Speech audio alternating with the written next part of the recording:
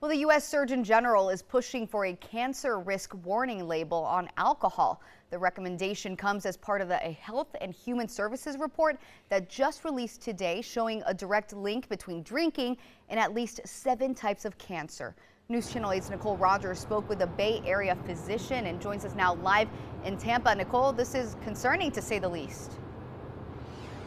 Paula, it is, and if you've had a drink, I'm sure you've seen this label. This is only the first half, which says that women who are pregnant should not drink alcohol. The second half says, of course, if you drink, you should not drive or operate heavy machinery. That statement has been unchanged since its inception in 1988. But now the Surgeon General wants to add an additional warning.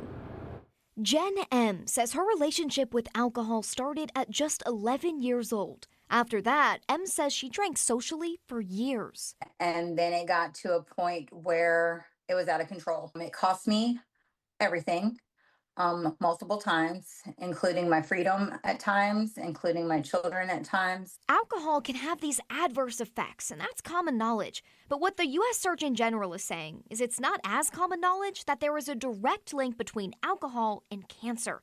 But this report could change that, as the Surgeon General asks for a new warning label, saying it could make Americans more aware of the link between alcohol and cancer. We spoke with a medical oncologist from Orlando Health who says it's important people know the risk. Even in moderation, alcohol is still causing damage to your cells. It's still causing damage to your DNA, which is how the cells divide and know when to stop and when to go forward. So if you take that message away from the cell, it's going to keep dividing. And that's what cancers are. Your cells just keep dividing. The next question, how much is too much? I would tell my patients to quit drinking. I don't know of good advice as to what would be a good amount to drink. So refraining from alcohol would be my advice to my patients. For someone struggling with alcohol right now, what's the first step? First step is admitting that you are powerless to this, admitting that you have a problem.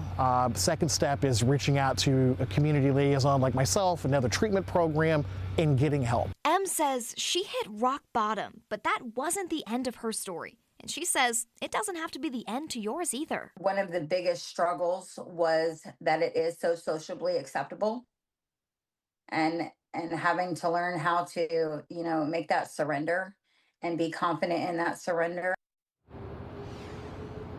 Now, you may think that just changing a beverage label would be easy, but actually it's going to require congressional authorization. So this just may be the first step in changing this warning label for the next considerably future. On our website, WFLA.com, we have not only that full report so you can read it, but local resources if you need help. Live in Tampa, Nicole Rogers, 8 on your side.